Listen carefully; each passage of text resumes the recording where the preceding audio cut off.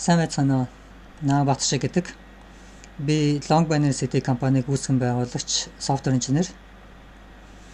Өнөөдөр би энэхүү видеог хийж байгаа шалтгаан та бүхнээс тусламж асуухыг хүссэн. Өнгөрсөн жил би нэг найзтай маш том амлалт өгсөн. Түүнийгээ биелүүлэхэд надад тус болооч гэж. Тэр зүйл нь юу байсан бэ гэх юм бол өнгөрсөн жил би найзтай яг хэлсэн үгээ яг таахтай. Яг бүр нарийн санахгүй байгаа ч гэсэн. Би тэр найзтай ямар ч гэсэн нэг ирээдүйд хүүхдүүд чинь монгол хэл дээр программыг сурах болно гэж би тэр найзтай амласан. Бүх одоо сургалтын төлбөр зардал юу вэ? Тэр бүх зүйлсийг нь би төлнө. Учир нь би тэр хэлийг нь зохиож өгнө гэж амласан. Яагаад би энэ амлалтыг өгсөн бэ гэх юм бол би Монгол улсын хүүхэд тус өрөө би программыг сураасаа гэж хүсдэг. Яг энэ зүйлсийг минь надтай бас яг ингэж хүсчихсэн зүйлсийг бас өөр олон хүмүүс бас хийжсэн өмнө. Яг одоо Стив Джобс энэ бас яг ингэж хэлжсэн.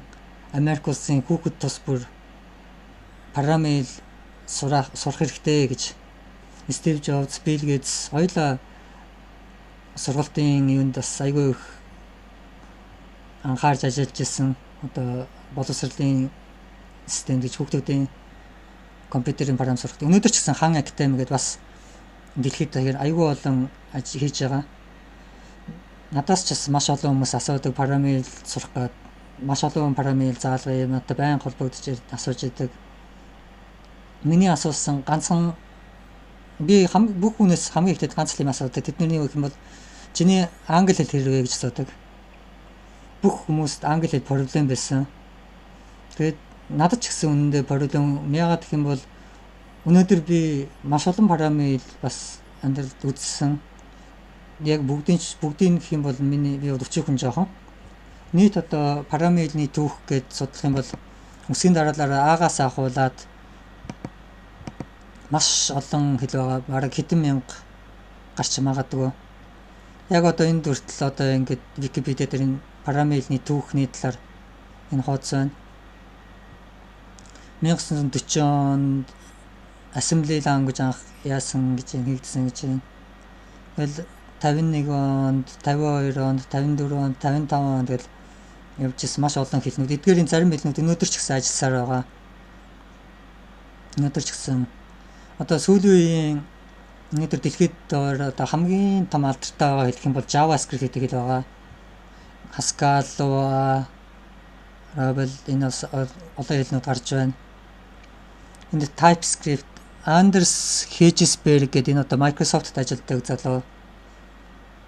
Turbo Pascal, Delphi, C#, TypeScript гэдэг хэлнүүдийг зохиосон байна.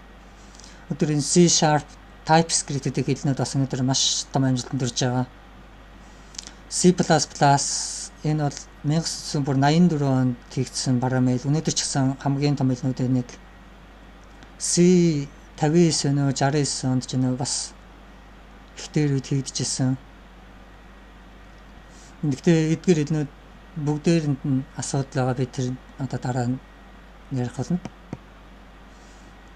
Бүр анхны програм одоо компьютерийн програмыг гээд бүр анхны гээд яах юм бол энэ 1815 онд төрсэн энэ эмэгтэй хүн бол Ада Кингнол гинэ математикч зохиолч байсан энэ хүн хамгийн анх машиныг ашиглаж ийм алгоритмаар ийм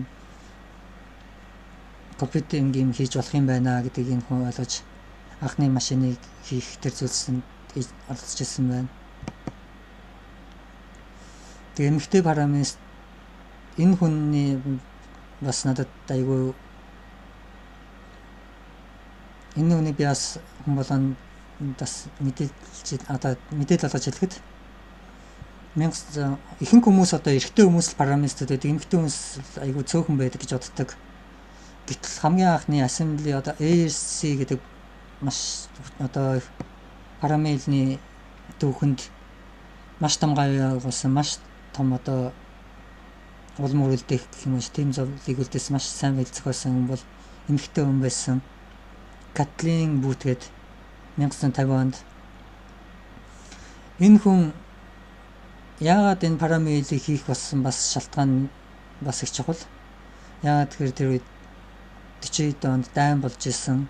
Нөхрийн цэрэг гэ дайман гэ явцдаг байсан. Тэгээд нөхрөө амьд ирүүлэхийн тулд тэргээр нэг харилцаа холбооны технологи одоо онгоц ч юм уу шумбагч онгоц зүйтэй тэргээр ингээ харилцаа холбогдно. Тэгтэл тэр холбоог замд нь нэг хүмүүсээс сонсох бодол нэг дайснууд нь тагнуул иж сонсох боломжтой.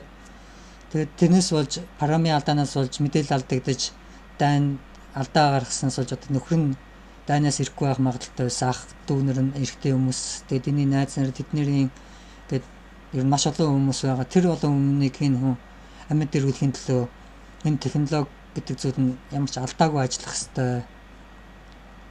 Тэгээд энэ хүн assembly гэдэг хэлийг анхны assembly парами одоо зохиож ирсэн байна. Өөр эмэгтэй хүмүүс гэвэл би бас сайн мэдгүй. 9 парами зохиосон эмэгтэй хүмүүс гээд 55 онд 59 онд Копол гэдэг хэлийг зохиосон энэ хүн байна. Гэх мэтчлээ. Миний мэдх бас маш олон парамистууд одоо над ярьж байхад анх парами сурсан түүхээс яхта хүүхэд байхдаа гэрт нь компьютер нь аав ээж нь ч юм уу гэрт нь ингээ компьютер аваад тавьсан байсан. Тэгээд тэр компьютерийн хайрцаг нэг үзэнгүү дотор нь гарын авлага гэдэг номнууд байдаг. Тэнд тэр одоо basic гэдэг парами одоо анх ном байсан. Одоо энэ бол ном basic гэдэг хэдний ном зургуудад янз харагдаж байна. Энэ бас нэгэн дээр үеийн зураг багш байна. Basic гэдэг парамигийн ном. Тэр зузаан ч харагдаж байна энд. Atari гэдэг тоглоомын компаниас Atari Basic гэдэг парами дээр тоглоомын парам бичих гэдэг. Atari гэдэг компанид Стив Джобс ажиллаж исэн. Стив Джобс хэлэхдээ хүүхд бүр парами сурах хэрэгтэй гэдэг тэр үг надад яг тэгж санагддаг. Одоо миний мэд хүмүүдэр маш олон мундаг парамистууд хүүхд байхдаа basic гэдэг парами дээр одоо парамис бич сурсан. Ягаад гэхээр basic гэдэг нь бол жоох хүүхд ч ойлгож болох маш энгийн амархан байсан. Тэгээд хүүхдүүд хүртэл ойлгоод тэн дээр парам бичиж гэлж исэн байна, тоглоом бичиж гэлж исэн. Тэр basic гэдэг хэдийн ямар нэгэн зохиосон юм бэ гэх тэгэнгүүт Bill Gates зохиосон. Bill Gates энэ одоо basic гэдэг парамилыг зохиож энэ зүйлнээс Microsoft-ийн том болгоход тус болсон зүйл. Миний энэ хэлмэн бол өнөөдөр би ийм том амжилтанд хүрнэ гэж бол одоохондоо мэдхгүй байна. Гэхдээ болох үгүйсэх арга байхгүй. Ямар ч байсан гэхдээ би энэ зүйлийг ашиглаад хүмүүс одоо бид өөрийнхөө ашиглаж байгаа хэлнүүдийг үзүүлсэнгүй гэж санахгүй байна. Тэр яа тэр би өмнө 2-3 удаа видео хийж оролдоод тэдний бүтлгүүдэд дахиад одоо би эхэлж байна. Энэ одоо гайгүй явж байгаа учраас би явчихлаа гэж бодож байна. Тэгээ би санахгүй байна. Одоо энд бол миний бас зохиосон өөр нэгэн хэл. Энэ хэлийг одоо энд бол 39 хүмүүр маш жижигхэн код харагдаж байна. Маш жоохон бичнэ. Тэгээд ямар ч хүн энийг 10 минутын дээр сураад парам бичих боломжтой. Бүр хүчин хүн байсан ч гэсэн маш амархан хэл. Энэ зүйл нь юу хийж байгаа юм бэ? Жинхэнэ бодит амьдрал дээр одоо энэ парамыг хийж байна. Саяны 39 хүмүүр энэ парамыг хийсэн. Одоо би харуулах юм бол хамгийн эхлээд энэ дээр ерөнхий гэдэг та харагдчихэв. Дотор нь овог гэдэг input box байна. Энэ бол бичих зүйл. Input box. Бас миний компьютер жоохон гацж байна. Энэ нэр гээд төрсөн он сар өдөр. Энэ болохоор date picker. Календар гараад ирж байна. Он сар өдөр сонгоно. Тэгээ энэ доотлын альбом тушаал гэдэг энэ дээр дарангууд input box, giltis, input box, цахим хаяг энэ бол mail хаягаа бичнэ. Одоо би энэ дээр жишээл буруу юм бичих юм бол энэ бас алдааг нэлж байгаа. Email хаяг шиг харагдахгүй байна. Хоёр дахь нь assignment, гурав дахь нь training. Тэгээ би энэ маань бас touch screen зориулагдаж хийгдсэн. Орой таблет ч юм уу гар утаснаас ч юм уу touch screen-тэй хүмүүс энийг үзэж байгаа бол яах вэ гэх юм бол одоо хуруугаар хажууд тишээ энийг ингэж гүйдэж болно. Одоо би маус дараад яг одоо бичлэг дээр яаж харагдаж байгаа мэдгүй нэгт гацаад байна. Жохон миний компьютерт маш олон зүйл ажиллаж байгаа учраас компьютер нь жоохон гацж байна. Гэтэ энэ маань бол яг ингээд гацаагүй үед нь ажлуудаа тарах юм бол яг л одоо таблетэн дээр ажиллаж байгаа юм шиг скринээ солио явах юм шиг та бодос олж болно. Хажуу тишээс гүйлэнгүүд. Одоо яг энэ зүйлийг хийсэн энэ бас миний бас өөрийн зохиосон одоо энэ бизнесийн аппликейшн зориулсан бодит амьдрал дээр ашиглагдах бол хэл 39 хүмүүр одоо энэ дарангууд эхний таб нь ерөнхий дотор нь имиж зураг байна. Тэгээд овогнэр Дэвид Бекерийн төрсэн онцор өдөр албан тушаал имэйл хаяг, имэйл нь цахим хаяг одоо энэ дата type. Тэгээ хоёр дахь таб нь болохоор assignment, гурав дахь таб нь basic training, introduction training. Тэнгүүд одоо энэ assignment, assessment хийжсэн assignment for assessment, basic training, induction training, core training гэх мэтчлээ. Тэгээд параметр сурах болгонд хүмүүс English хэл одоо проблем байдгаа гэд. Тэгээд хоёрдугаарт нөгөө хэлмэн амар төвөгтэй харагддаг. Одоо энэ бол миний GT гэдэг бас өөрийн бас л энэ хүү параметр зориулж чигдсэн зохиосон хэл G4 template гэдэг. Энд бол одоо жинхэнэ JavaScript параметр харагдаж байна. Энэ бол. Тэгээд би одоо энэ бол миний одоо зохиож байгаа MJS параметр харагдаж байна. Энэ MJS-ийг би хамгийн анх 4 жил 6 сард анх эхлүүлж хийсэн. Тэр найз намдагчид 6 сард одоо хийсэн анхны хувилбар нь одоо энэ харагдаж байна. Одоо яг энэ JavaScript шиг бичигдэж байгаа бол энэ тэмдэгтүүдтэй ташууд зураас одоо ихэнх keyboard-н дээр бол 8-ын тон дээр харагдаж байгаа. English одоо keyboard-н дээр бол shift-д дараад 8-ын дугаарангууд одны зураг гарч ирнэ. Тэгэл асуулт ташууд зураас тэг хувьсагч А гэдэг тэнцүү 1 цэг таслал хэрвээ дугуйлт А тэнцүү 1 дугуйлт 2 одоо энэ бол анхны одоо зохиосон жижиг кодор тэгээд үүнээс цааш нь би бол зохиогоогүй. Яагаад гэсэн чи үнийг яг ингэж хийгээд бичих гэж оролцсон чи хитрхи төвөгтэйсэн. Учир нь юу гэсэн чинь одоо keyboard маань англи хэлний keyboard маань 26 хэсэгтэй. Тэгээд хажуудалд нь тэмдэгнүүд айгүй их байгаа. Тэр тэмдэгнүүд нь параметр бичихэд одоо янз бүрийн бичиг зориулагдсан. Тэгтэл монгол хэл дээр бичнэ гэсэн чинь тэр тэмдэгнүүд нь монгол өсгөнүүд ороод ирсэн. Монгол хэл яг тэр 35 хэсэгтэй. Англи хэлний 26-аас 9 хэсэг илүү. Тэгээд монгол хэлний стандарт бас юу гэж байдаггүй яг одоо товчлуурны загвар гэж Mac дээр одоо бол би яг Mac компьютер ашиглаж байгаа. Тэгтэл Mac дээр тоонууд дээр одоо бицэг хайхад өөр, Linux дээр өөр, тэнгууд Windows дээр өөр ч гэдэг юм уу. Яг стандарт бол байдаггүй. Товчлуурууд нь дандаа өсгөнүүд нь энд байрлалсан байдаг. Өөр компьютер дээр өөр үүдний систем дээр. Тийм учраас энэ хаалтуудыг одоо бичих гэж хувьсагчдыг нэг үг бичээл хилээ солиод одоо Alt Shift ч юм уу, Control Shift ч юм уу хилээ солиод англи болгоод нэрээ тэр хүн дээр компьютер дээр зөвхөн англи монгол биш солонгос хэл ч юм уу, хятад хэл ч юм уу олон хэл байдаг байх юм бол нөгөө бүх хэлнүүдээс солих тэр нь бөөн ядаргаа болно. Нэг хэн тэмдэг тавиад буцаад монгол болгоод үсгээ биччихэл буцаад тэмдэгтээ солиод. Тэгээ энэ бол хитрхи төвөгтэй байна. Энэ загвараар монгол параметр зохиоход бүтэхгүй юм байна гэж би ойлгоод хайсан. Яг кодын бичсэн гэвэл 2016 оны 6 сарын 15-нд байна. Би болохоор 2006 онд Douglas Crawford гэдэг хүний бичсэн кодыг ашиглаж тэнийг уншиж би энэ зүйлийг хийжсэн. Энэ Douglas Crawford гэдэг нь болохоор Yahoo-гийн одоо хамаг юм хийсэн. Бас өнөөдөр маш мундаг программист PayPal-д байгаа. 70-60 тавар нэгэн хөшөө өгөн болсон. Тэгсэн мөртлөө өнөөдөр бас шин залуу үеийг бэлтгэж байгаа одоо маш мундаг программист. Одоо ч гэсэн JavaScript хэлний дараагийн биш 2017 оны хувилбар дээр ажиллаж байгаа. Өнөөдөр JavaScript manual-ыг стандарт нь бол ECMAScript 5 гэж байгаа. Гэхдээ ECMAScript 6 нь аль хэдийн хүмүүсийн гар дээр ашиглагдаад эхэлсэн. Тэгээд ECMAScript 7 гэдэг одоо дараагийн вершн дээр ажиллаж байгаа. Douglas Crawford гэдэг тэр үний бичсэн кодны хэсгийг би санаа авч уулнах 16 онд энэ JavaScript гэдэг энийг биччихсэн. Энэ хэсэг нь харагдаж байна. Гэхдээ энэ маань бол амжилтгүй болсон. Яагаад тэгэхээр би түрүүнээс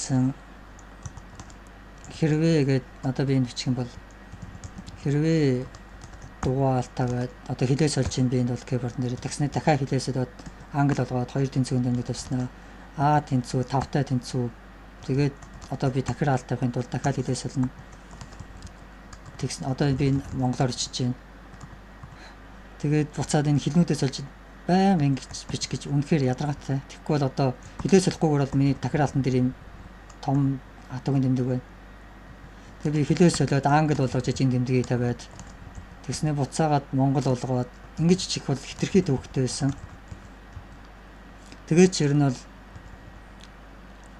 тэгээ ингэж яагаад зохиогдсон ч бас ойлгож болно бүр анх дээр үед анх парамелийг зохиож ирсэг түүхийг бодох юм бол дээр үед маш жижигхэн меморитэй байсан энэ товчлуур болгоны ард үндэ тоо байдаг ASCII table гэдэг өмнөдөө товчлуурын ард 1 байт хэмжээ дотор энэ товчлууруудын бүх одоо юунд хадгалж байгаа А гэдэг үсэг бол 97 том А бол 60 ч гэдэг юм уу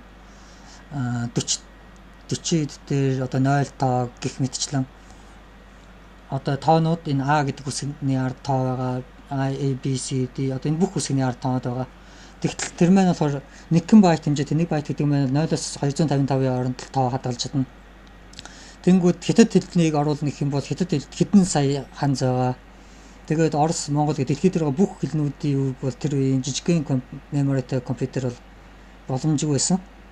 Тийм учраас бүх тэр үед бүх одоо компьютер зохиогдож ирсэн зүйлс Америкт одоо тэр бүх зүйл маань бол англи хэл дээр 26 хэсэгтэй энэ зүйл дээр бүх параметрууд зохиогдсон. Өнөөдөр хүртэл одоо энэ олон параметрууд маань историйг үзүүлсэн. Эдгээр маань бүгдээр англи хэл дээр хичээлдэг. Өнөөдөр бүх параметр англи хэл дээр байдаг. Тэгээд хэдгийн яг гэхдээ өнөөдөр бол бид нэр хангалттай болон гига меморитэй болсон, хангалттай хүчтэй компьютертэй болсон.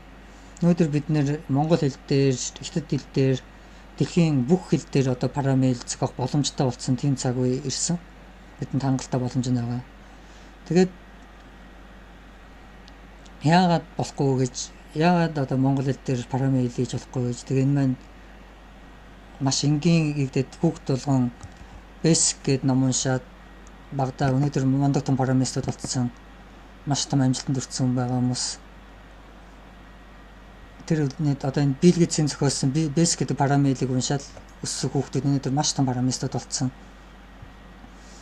Энэ шиг энэ зүйл маань бол маш олон хүүхдүүдэд бас маш олон том болцсон хүмүүс ч гэсэн параметр сурахад их тус болохоос гэдэг үднэс би энэ хөвлөгийг хийж байгаа.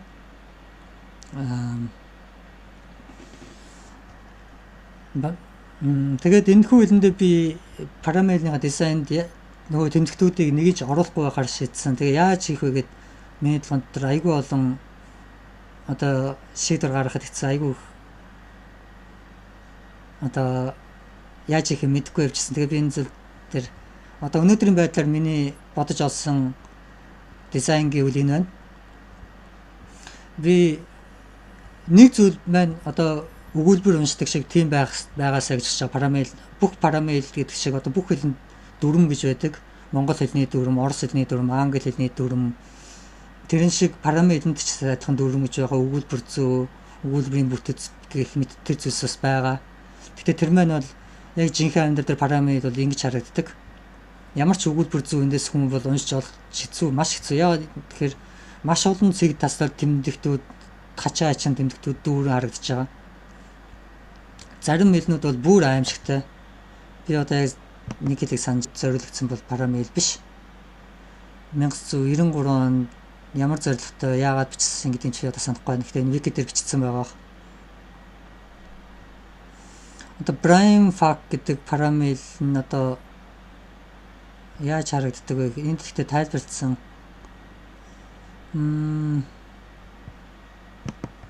Prime код гэдэг зураг имиж хайснараа дээр юм шиг.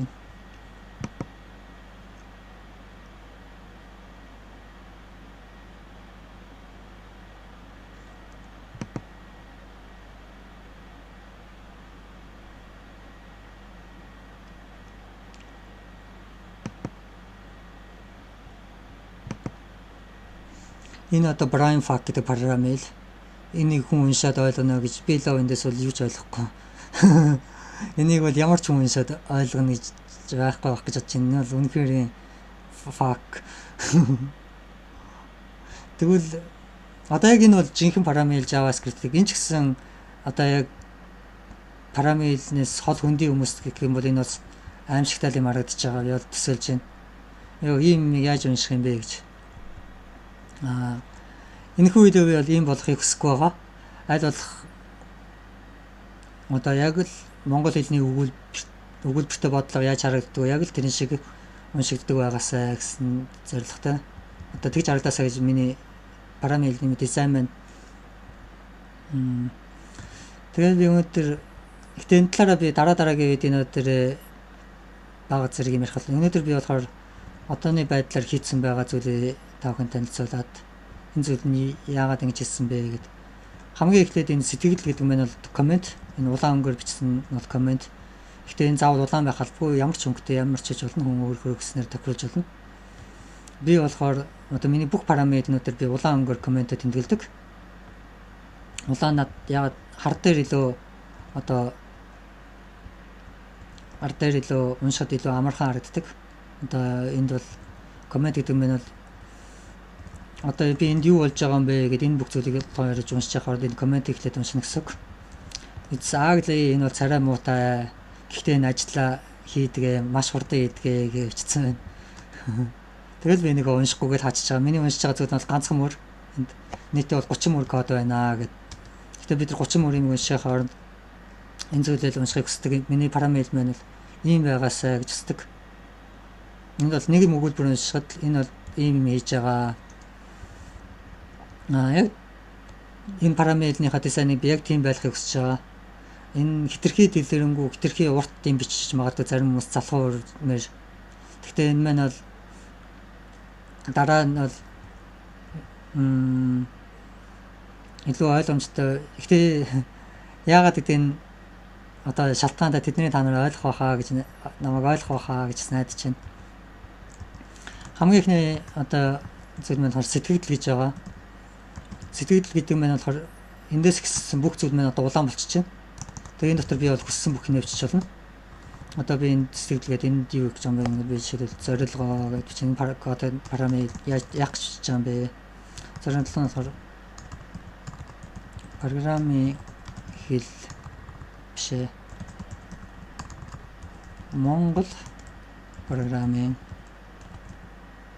хэл бичих хэл зохиох гэх юм уу? Ийм зорилготой зорилго нь. Тэгээд сэтгэлээ хаяа. Комментэд дуусгаж байна гэсэн. Тэгээд цэг 50-гууд 6-5 shift 6 актер. Тэгээд энэ маань ингээд дуусчихж байгаа. Гэтэ заримдаа сэтгэл гэж бичдэг хэтэрхий урт байж магадгүй. Одоо би нэг мөрний комментэд хийж байгаа. Энэ бол одоо сэтгэл гэж ингэж бичиж болно. Тэгтээ бас ингэж товчилж бичиж болно. Том эсвэсгээр хичээд жижиг. Одоо энэ маань бол заримдаа ийм байцад ашиглаж болно. Одоо энэ нэг мөр код хичээд түүнийхээ ард энэ мөр нь ийм хийж байгаа юм шүү гэх мэтчлээ. Тэнгүүд коммент нэнд эхэллээ. Тэгээд энд дуусчихна гэсэн үг. Энэ яг л нэг өгүүлбэр дуусж байгаатай адилхан. Энэ коммент одоо энэ сэтгэл маань эндээс эхлээд энд бол би ямар ч хэдий солих шаардлагагүй яг л кириллээр бичиж байгаа. Мөр доторх сэтгэл тэгээд сэтгэлээ дуусгаад дуусж байгаа нь болохоор цэг. Энэ маань бол коммент хамгийн ихний зүйл нь. Тэгээд хоёр дахь зүйл маань болохоор параметрт data type гэж байдаг. Тэрнийг би дараагийнхаа дэлгэрэнгээр нь data type нь ерөнхийдөө юу гэсэн үг юм бэхээр хувьсгч гэж үсгээд одоо 5 дугаар ангийн математик гэж маш энгийн x дээр нэмэх нь 2 тэнцүү 5 гэх юм бол x-ний тэмдэг бол 3-гээ олдог бид нар. X гэдэг нь хувьсгч. Яагаад тэгэхээр x маань өөр бодлого дээр өөр болж болно. 10 гэх юм бол x маань 7 болчихж байгаа. Хэрвээ x дээр нэмэх нь 22 тэнцүү 23 гэх юм бол x маань 1 ч юм уу x маань юу ч болж байгаа хуурж болдог хувьсгч. Яг үнтэй адилхан хувьсгч гэдэг нь түлхүүрэг. Түлхүүрэг маань энд ийм ямар өнгө гэх юмтэй cyan гэж нэрлэдэг бол англи хэлэнд. Монголоор би одоо энэ үгийг яг ямар өнгөийг хэлж мэдэхгүй байна. цэнхэр дүү гэх юм уу, энэ өнгө маань бол одоо энэ парамелийн түлхүүрэг. Парамел минь өөрөө нэг 30 орчим аль бол цөөхөн байлгахыг би хичээж байгаа. 30 орчим түлхүүрэгтэй. Энэ хэл маань бас хэлэнд энэ чинь ямар нэгэн хэл учраас энэ програм маань одоо компьютер маань энийг ойлгох, уншиж энийг ойлгох, энэ хэл маань өөрөө ингэсэн хитгэн үгтэй байж болно. Бус бүх үг нь болж хэлэхдээ хүссэн бүх үгээ бичиж болно. Ганцхан энэ 30 орчим энэ үгийг л энэ програм одоо өөртөө зориулж авч яана гэсэн энэ парамел нь энэ үгнүүдийг би ашигланаа. Энэ үгнүүдийг ашиглаж би параметрч ойлгоно. Одоо тийм их бодохтай гэж ойлгож байна. Өнөөдрийн байдлаар миний бодсон байгаа түлхүүр өгнөд гэх юм бол одоо параметрийн өөрийнх нь өгнөд хэрвээ би энэ тасал авдчихъя бол эдгээр бол түлхүүр өгнөд conditional өгнөд гэж байгаа. Тэр маань болохоор харьцуулалт. Тэр маань энэ бор өнгөөр харагдаж байна. Хэрвээ тэнцүү гэдэг маань энэ бол одоо conditional одоо харьцуулахад зориулагдсан юунууд түлхүүр өгнөд. Өөр нэг түлхүүр нь болохоор хувьсагч гэж байгаа. Хувьсагч энэ маань болохоор ямар нэгэн дата төрлийг үүсгэхдээ энэ хувьсагч гэдэг үгийг одоо ашиглана.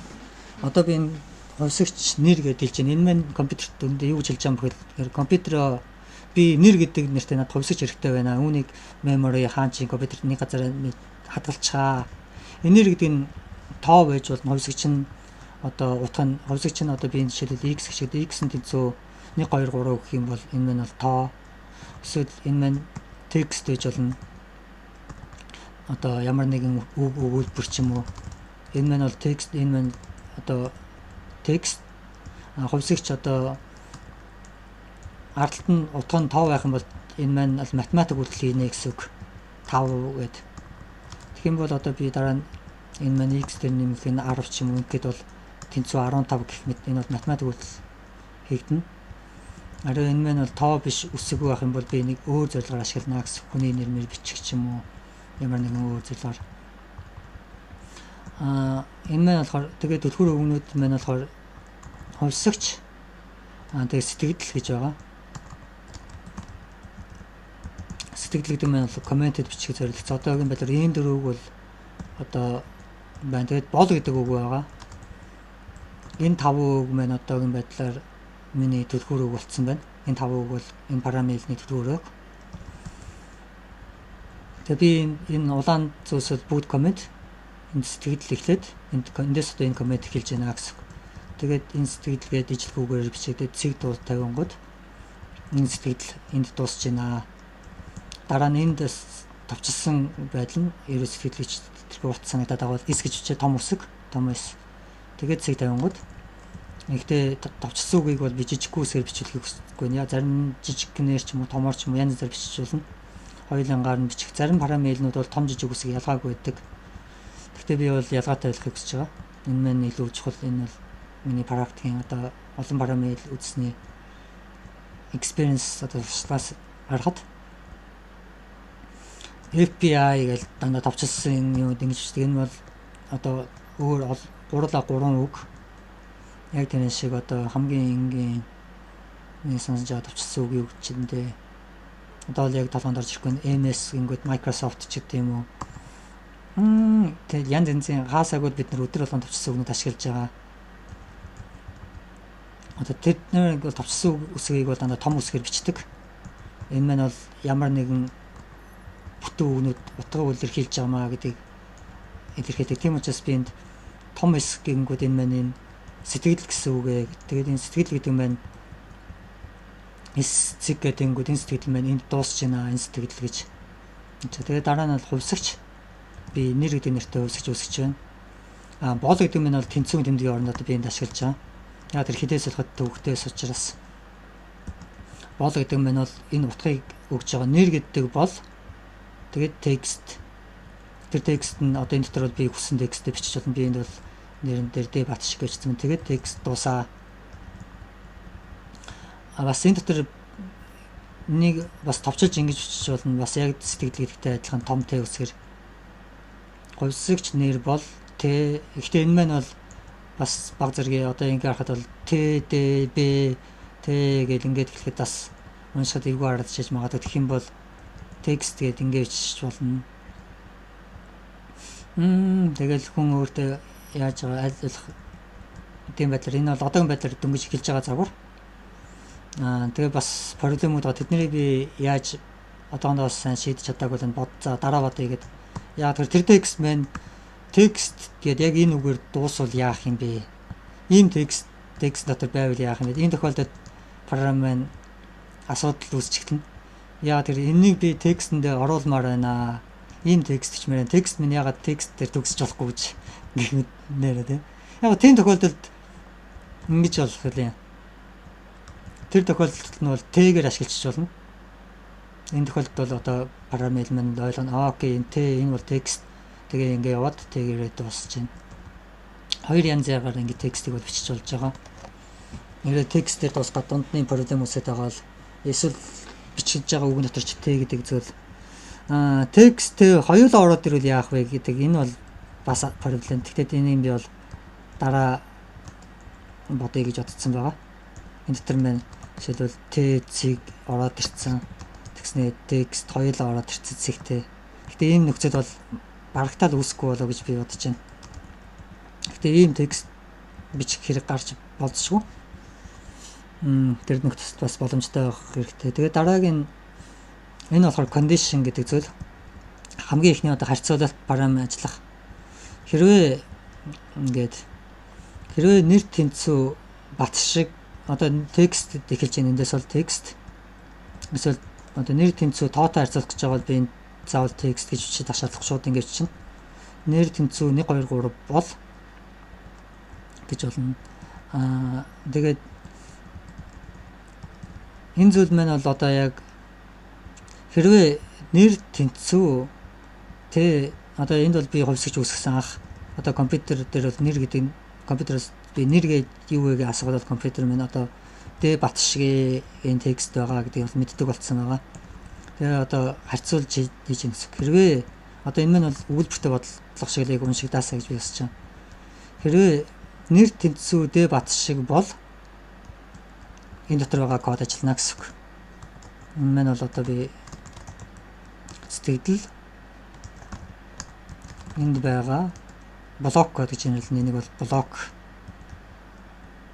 одоо хэсэг блок код ажиллана. Тэгээд сэтгэлдээ тусгаж.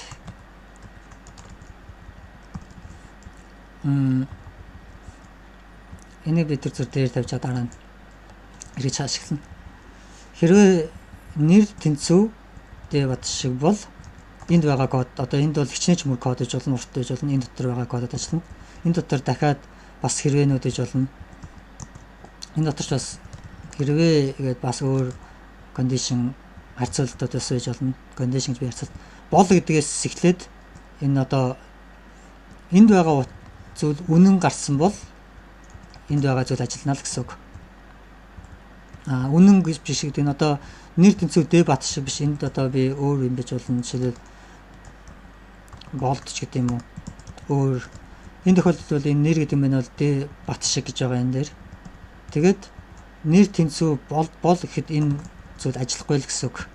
Шууд алгасаад дараагаас нь дараагийн бүнээс нь авахлаад код үргэлжлээд програм маань ажиллаж эхэлнэ. Энэ бол хэрвээ гэдэг нь арай энд дуусч байна. Хэрвээ зэг. Хэрвээ энэ бол энд байгаа зүйл ажиллана. Тэгээд энэ зүйлсийг бичихдээ би бас надад одоо яг эндээс л би та бүхний тусламжийг хамгийн анхны тусламжийг эндээс л надад одоо комент чилж өгөөч гэж асууж байна. Үүнийг бичихд надад 2 3 янзын аргууд одоо толгойн дотор бодогдоод байна. Жишээлбэл би энд өөр хувьсгчуд үүсгэе. Хувьсгч бол тавгч тэгээд цэг. Хувьсгч одоо энэ командад дуусгаж байна гэсэн үг. Цэг тавьж байна. Хувьсгч Б бол 10 гэж. Тэгээд энэ хоёрыг тэнцүү үгүй юу гэж харьцуулах гэж байгаа. Их багын харьцуултыг бол би дараа бодно гэдээ босцсон. Эхний хэлжээнд ядч тэнцүүн зүгээр хийчихээ. Хэрвээ А тэнцүү Б бол энэ монгол хэл шиг сонсдож байгааг юу гэдэг дээр би бас жаа хэрэгцээ та. Хэрвээ А тэнцүү Б бол тэгээд энэ бичгэд ч бас ямар юмтэй гэж Эсвэл ийм байж болно. Өөр хувилбар гэх юм бол тэр нь юу гэхээр хэрвээ А тасал тавиад Б тэнцүү бол А Б хоёр тэнцүү бол гэж.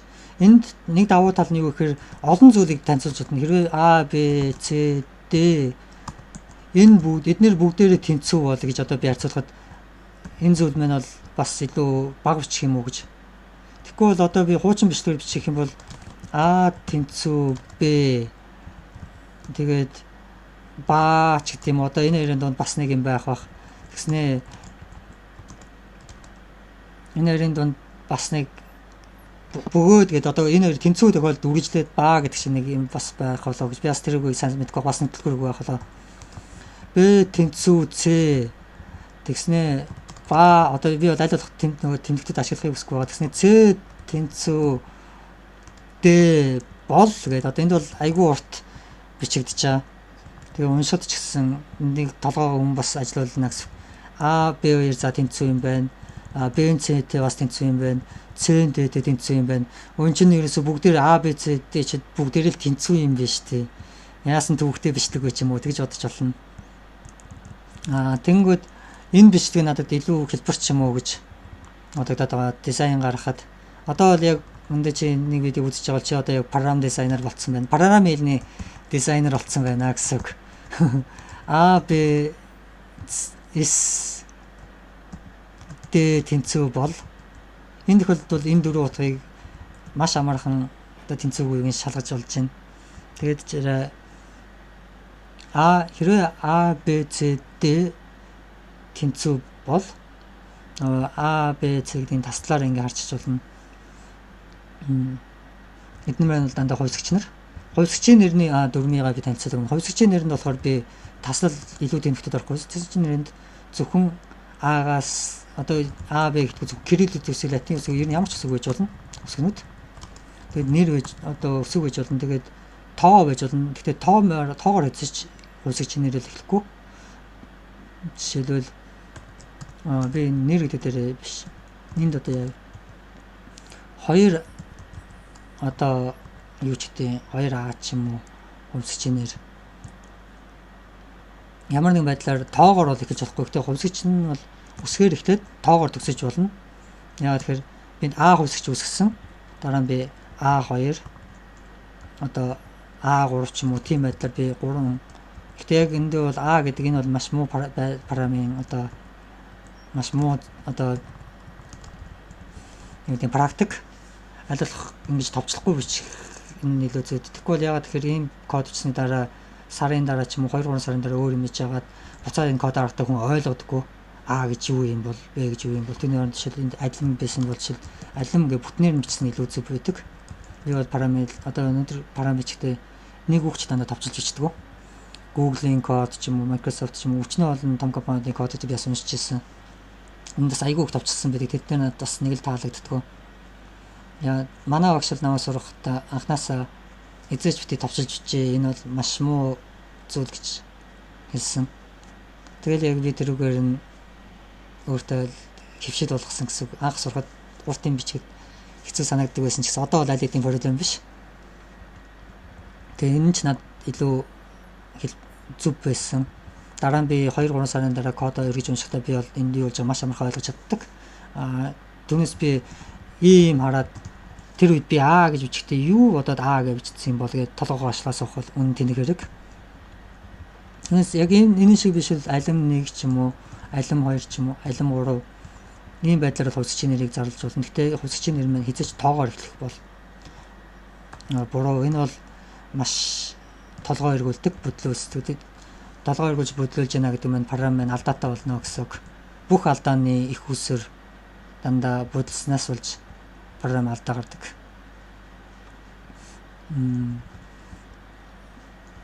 Тэгэхээр харин одоо энэ нэгэн дээр бол гэхдээ хувьсгчийн нэрэн дотор бол тасал хийж орохгүй. Хувьсгчийн нэрэн дотор зөвшөөрөгдсөн дүнд гэх юм бол үсгнүүд тоо тэгээд доогуур зураас гэж болно. Заримдаа одоо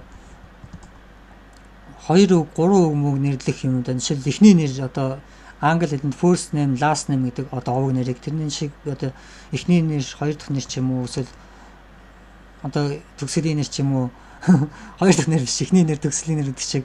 Жишээлбэл Монгол одоо параметр тийм байдал зөндөө гарч болно. Жишээлбэл одоо би графикийн параметр бичиж гэж одоо тоглоом бичиж байгаа ч юм уу. Тэгтэл одоо нэг товчлуур бичиж байгаа ч юм товчлуурын урт үүргэн ч юм уу тийм зүйл хоёр үгнээс бүрдсэн хувьсч нэр зарлах хэрэгтэй болно. Жишээлбэл би одоо энэ графикийн параметр бичиж байгаа гэж вебсайт ч юм уу хэлээ гэж бодоход би тэнд нэг товчлуур үүсгэх хэрэгтэй боллоо гэж тэгтэл тэр товчлуур маань одоо OK button, cancel button гэдэг хоёр товчлуур байна. Тийм бол би тэнд одоо OK англи хэлнээр доогуур зураасыг би одоо монгол хэлний дээр олохгүй байна. Гэтэ ийм одоо би бол англи одоо яг би энэ жинхэнэ параметрээр бол би дандаа доогуур зураас ашиглаж чдаг. Гэтэ camel case гэж бас ярьдаг. Ингэж хүмүүс зарим хүмүүс ингэж OK товчлуур гэж. Товчлуур. Энэ маань бол одоо хоёр үгнээс бүрдсэн хувьсгч нэр. Ихний одоо хоёр дахь үгийн нэрэгтэй том үсгээр хэлэлтэд бичиж байгаа. Яг үнэн шиг одоо хувьсгчийн нэр маань том жижиг үсгээр байж болно. Эсвэл доогуур зураас байж болно. Энийг би бас зөвшөөрнө. Энэ маань бас уншихад илүү том үсгнүүдгүйгээр яг ингэж уншихад бас надад илүү амархан харагддаг. Тэгэхгүй заримдаа том үсгнүүд төр нөө товчсон үсгнүүд ороод ирэхээр бас ингэ толгой үүсэх нэрнүүд гарч одоо тэр барилгууд үүсч эхэлдэг. KSJ ч юм уу ингээ 3 товчсон үсэг бичих шаардлагатай гарч ирэнгүүт энэ J гэдэг үсэг одоо товчлуур гэдэг үсний T үсгийн томоор эхэлсэн ингээд орж ирэхэд бас проблем үүсч эхэлдэг.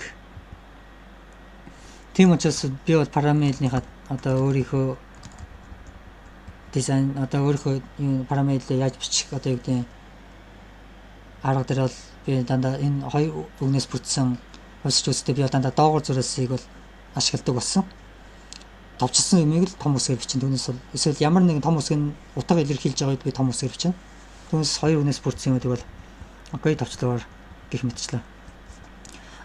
Тэгээд хувьсчийн нэр нь доогуур зураас тоо үсэг энэ эдгээр тэмдэглэл зөвшөөрөгдөж байгаа учраас энд бол хязгаарч тасал орно гэж бол байхгүй. Тийм учраас энд бол хувьсгчийн нэр тасал орж ирээд энд бол толгой эргүүлэх тийм асуудал хэзээ ч үүсэхгүй гэсэн. Хэрвээ A, B, S, D тэнцүү бол энд байгаа код ажилланаа. Тэгээд эсвэл гэж бас байгаа. Хэрвээ энэ зүйл нь үгүй бол дараагийн хэрвээ гэж байгаа энэ маань ажиллах. Тэр тохиолдолд эсвэл гэж бас миний одоонд би өнгөнийх нь юг оруулааг баг. Хилээс хэлэх гэж энэ дэр. Өнгө нь одоогонд бол миний яа одоогонд эсвэл гэдэг үгийг танихгүй. Тэр маань бас яг энэ борон шиг харагдана. Эсвэл гэдэг үг нь бас зөв үгүй буруу үгүй би бас энэ дэр яг одоогонд бол бас бүрэн шийдэж чадаагүй. Гэхдээ ямар ч байсан эсвэл гэдэг үг бол гарцаагүй орноо гэдгийг би бол мэдэж байна. Эсвэл гэдэг үг би өөр газар бас энэ харьцуулах энэ дотор ашиглаж болно. Хэрвээ энэ нөхцлүүд нь худлаа бол эсвэл гээд тэнцүү бол тэнцүү баа ч юм уу тэнцүү бол тэнцүү биш тохиолдолд яг юу гэж шилжих вэ? Хэрвээ A, B, C, D тэнцүү бол эсвэл гээд хоёр дахь одоо харьцуулалт нь орж иж байна. Эсвэл минь таньж шít би энд эсвэл гэдэг эвсэл гэж буруучсан байна. Эсвэл одоо B зөвхөн MD 2 тэнцүү ч юм уу. Энэ кеборд тэнцүү бол гэх мэтчлээ. Энэ нөхцөлөд би одоо ийм байдлаар би параметрийнхаа одоо харьцуултыг хийвэл зүгээр юм уу гэж бодож энэ тал дээр одоо чиний бодлыг би мэдхийг хүсэж байгаа. Хэрвээ чи энэ видеог үзэж байгаа бол надад энэ тал дээр юу гэж бодож чинь комент бичиж үлдээгээрэй гэж би хүсмээр байна. Энэ тал дээр чиний тусламж надад хэрэгтэй байна гэж. Тэгээд үүнийг бачиж болох өөр бас 2-3 янзын аргууд бодсон. Гэхдээ миний бодлоор бол хамгийн зөв шийдвэр нь энэ юм болоо гэж би бол одоохондоо тэгж бодоод байгаа. бол гэдэг үг бол яалт ч төлхөрөг энэ мань ямар нэгэн зүйлийг илэрхийлж байгаа одоо expression гэж ярьдаг англи хэлний үнээр л statement гэдэг нь өгүүлбэр ч юм уу тиймэрхүү байдлаар юу нэл expression гэдэг нь болохоор ямар нэгэн зүйл илэрхийлэх тэр зүйл яг энд бол одоо хэрвээ гэдгийг эхний statement expression хэрвээ ийм бол гэдэг нэг expression тэгээд хоёр дахь expression болохоор энэ эсвэл гэдэг эндээс эхэлж байгаа. Эсвэл ийм бол энд байгаа энэ зүйл ажиллаж эхлэе тий. Тэгээд тийм биш бол эсвэл гэдэг дараагийн өөр бас харьцуултууд энд явж орж ирж болно. Тэгээ явж байгаа аль аль нь бүгдээрээ биш тохиолдолд үгүй бол ч юм уу нэг тийм орж ирэх хамгийн сүлд гэхдээ энд бол заавал байх ёстой биш байхгүй ч болно. Тэгээд энд байгаа бүх утгууд бүгдээрээ биш тохиолдолд энд байгаа зүйл ажиллана гэсэн үг. Тэгэхээр тэг энд ямар нэгэн ажиллах шаардлагагүй зүгээр ингээ орчиж болно. Энэ бол одоо энэ дизайныг одоо та нар юу гэж бодож байна вэ гэж хэрвээ одоо код шижигнээсээ бол нэг юм их харагдах нэр ингээд тасал тавиад текст эхэллээ. Тэгээ бат шиг текст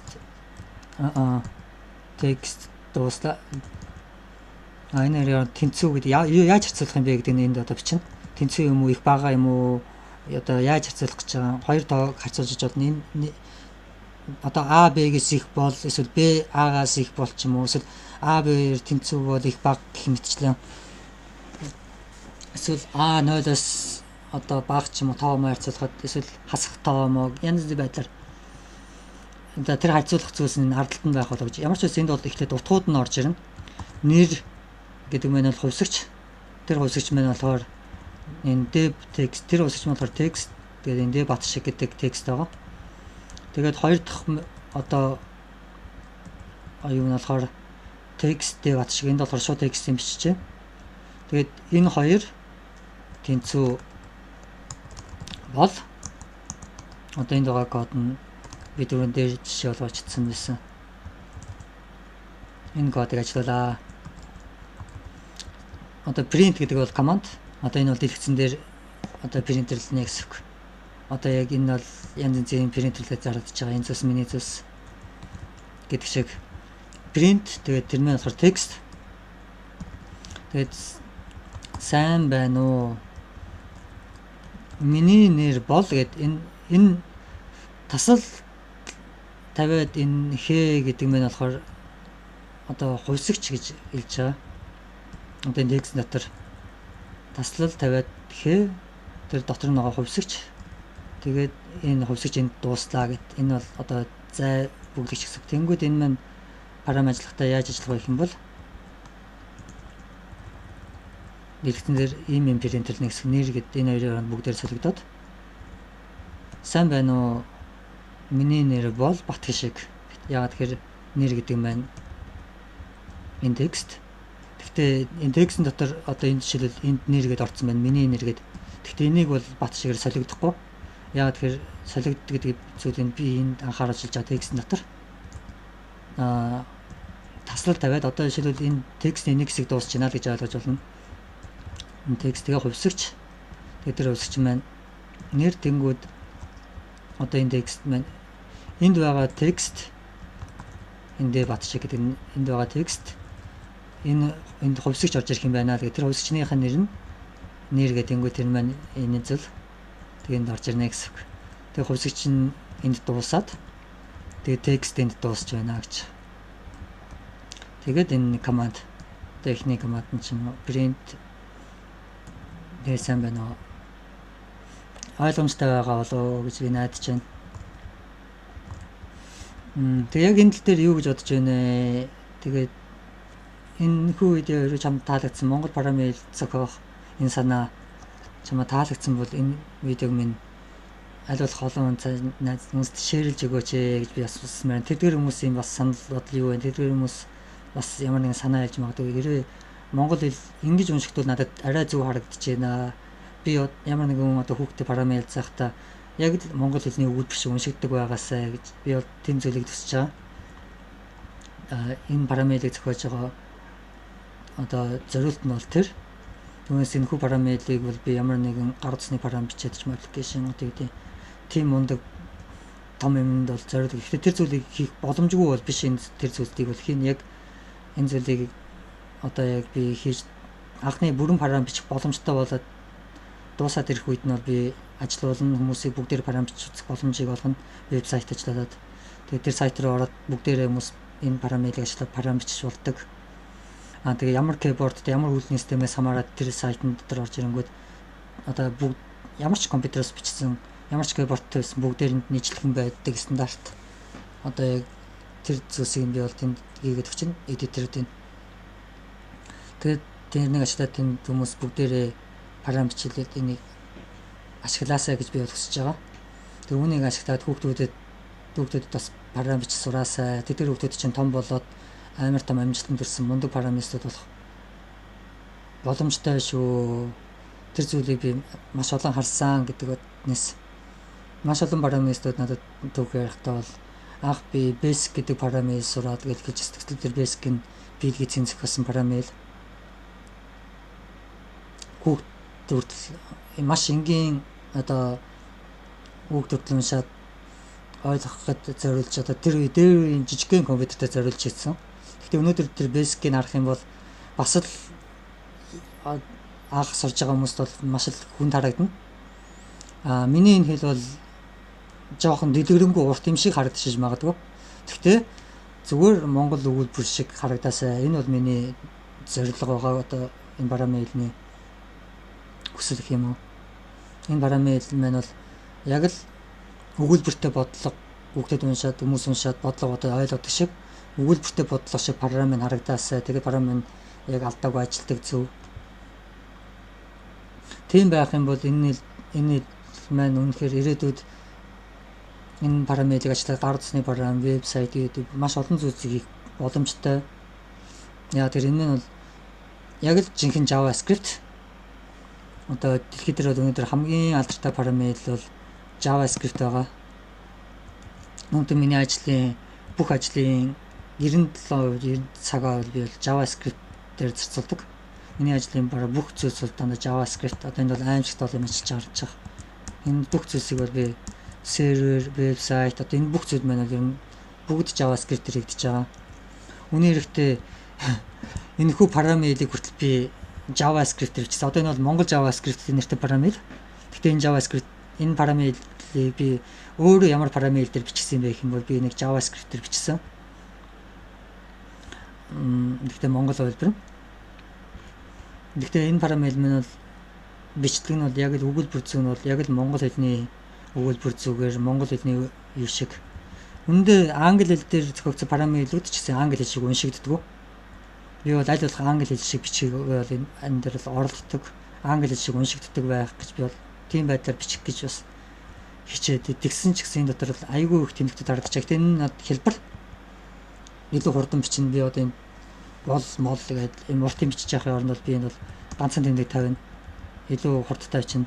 Текст гэдэг уртын бичиж явахын оронд бол шууд ингэж бичдэг. Одоо quotation mark-нд ч юм уу. Гэхдээ энэ хэлэн дээр ч гэсэн хурдтай бичих боломж байгаа. Үнээр ихтэй параметр бичихэд бол асуудал бол байдгүй. Жинхэнэ параметр хүн юунд цагаа цацуулдаг юм гэхээр тэр параметр яаж хийх вэ гэдгийг бодоход хамаг цагаа цацуулдаг болохоос яаж бичих вэ гэдэг дээр бол энд тийм их цаг зацуулдаггүй. Тэн дээр цаг зацуулж байгаа юм бол тэр бол жинхэнэ параметр биш гэж би бол хэлнэ. Биш байна. Эхлээ бичиж сурч байгаа дараа нь параметр. Тэгтэл ямар ч параметрийн хувьд бол бичих гэдэг бол асуудал бол байхгүй. Одоо учиргүй. Тэр бол үнэхээр юм тэнэг зүйл. Яа тэр би бол маш хурдан бичдэг байх хэрэгтэй параметр. Одоо би жишээ энэ мөрийг устгахад яаж энэ би хоёр туслаар дарах гэх мэтчлэн энэ кодыг бичээд бол маш хурдан бас бичдэг. Өөрийнхөө бол би юунд хамаг цагаа толгоогоо ашлаад өгөх юм бол би тэрийг яаж хийх вэ? Яаж тэр проблемыг шийдэх вэ? Тийм учраас энэ маань бол жоохон урт юм шиг харагдаж магадгүй. Гэхдээ дэлгэрэнгүй ойлгомжтой зэгцтэй харагдана. Ямар ч хүн уншаад ойлгоно. Тийм байгаасай гэж хэлж байна. Энэ тал дээр юу гэж бодож байна? Би хүмүүсийн сэтгэлийг мэдхийг бол маш их хүсэж байна. Энэхүү үед минь аль хэдийн 55 минут болчих бүтэн цаг орчим видео болчих. Тэгээд энэ санааг гэрээ дэмжиж байгаа бол энэ хүү Монгол парамилыг хөгжүүлэхийг хүсэж байгаа бол одоо парамсрахыг хүсэж байгаа маш олон хүмүүс байгаа. Тэр хүмүүс бүгдээр нь англи хэл проблем байгаа бол энэ парамилыг одоо дэмжиж байгаа бол над хэлээрээ комент бичүүлдээгээрээ би комент болгоныг уншихтаа баяртай байгаа бол шүү. Нэг хүний сэтгэл, нэг хүний санал бодлыг ч гэсэн би мэдхийг хүсэж байна.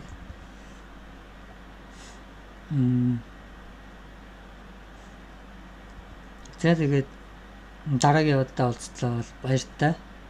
Дараагийн удаа би энэ дээр юу нэмж хүсэж байна, ямар хөгжүүлэлт хийж байна гэх тэгээд ямар комментод ирснээс би яг хизээ видеог ороод дараагийн удаа их мэдгүй. Тэгээд би маргааснаас ч юм уу бас өөрийнхөө энд яг одоо би бас өөр парамил бичиж байгаа. Одоо ажлынхаа заралттай жинхэнэ JavaScript парамилыг би дахиад энд бичиж байна. Одоо энд бол би яг бичиж байгаа бол бүр харагдаж байна.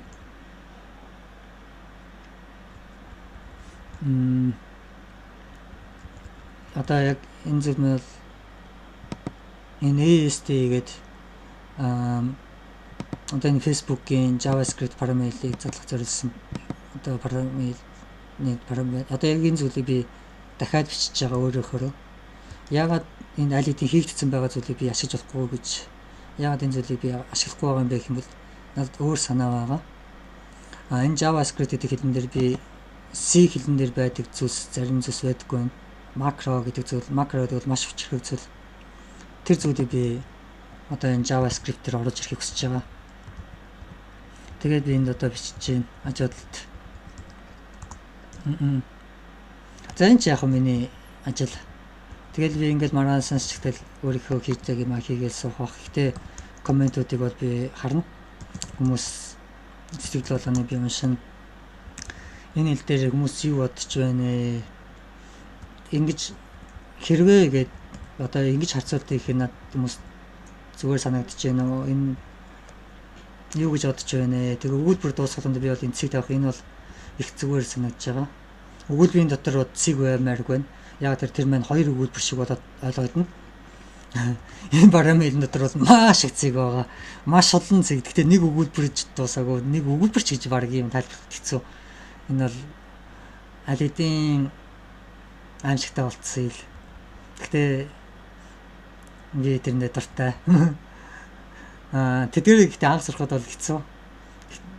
Яа энэ хэл маань бол би тэрнээс одоо айгүй олон дахин давтаад байж магадгүй наршаад гэх юм.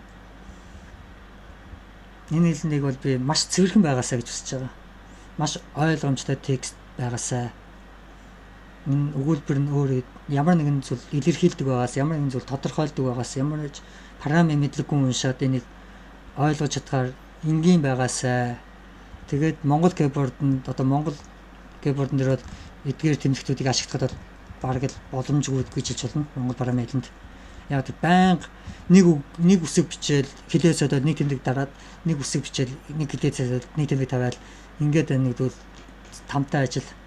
Гэхдээ ямар ч Монгол одоо кредитний юм дээр бол цэг тасалт асуултын тэмдэг гэдэг зүйлс ч юм. Асуултын тэмдэг одоохонд бол ороагүй байгаа гэхдээ парамилэнд маань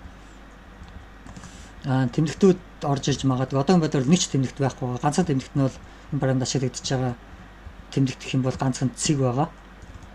Тэр нь гэхдээ тодорхой гэдгэн газар л ашиглагдана. Юм эхлээд төгслөө гэсэн тохиолдолд. Хувьсагч үүсгэлээ дууслаад цэг. Тэгэл одоо хэрвээ ямар нэгэн зүйлийг эхлээд дууслаад цэг. Сэтгэл эхлэлээ сэтгэл дууслаа цэг гэж мэдсэн.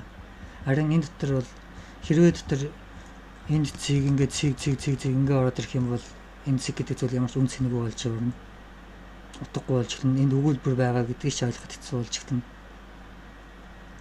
Эндээ миний хэлсэн энэ санаануудыг дэмжиж байгаа энэ зүйл зөв гэж бодож байна уу, буруу гэж бодож байна эсвэл энэ дээр засах санаанууд байна уу? Энийг ингээд хичээл илүү дээр юм байна ч юм уу? Янз бүрийн саналууд ерөө над өөрийнхөө саналыг хэлээрэй гэж би хүсэж байна. Над туслаач ээ.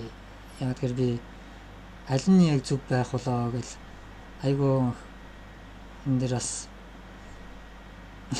шийдвэр гаргаж мэдэхгүй нэг тэр би ганцхан энийг би бол маш олон хүнд зориулж байгаа. Тэгэхээр маш олон хүн ашиглахад бүгдээрээ ийм байх нь зөв гэдэг надад тэр шийдлийг л чухал байгаа учраас би энэ хүү идэгэж ингэж дахин хэлээд надад туслаач ээ. Энд дээр комент чирээ, заавал чирээ л хэлсэн мөрөн. Тэгээд комментод ирсэн дараа бид тэр комментод уншаад энэ барам дараагийн тэр саналуудыг нэмж засаад оруулаад энэ барам дээр өөрчлөлтийгээд тэгээд дараагийн энэ барам дээр юу нэмэгдсэн бэ? Ямар зүйл нэмэгдэж байгаа вэ гэд тэр зүйлийг оруулаад дараагийн видеог оруулъя. Тэр бол баярлаа. Тэр бол баяртай. Баярлаа. Comment, share, please.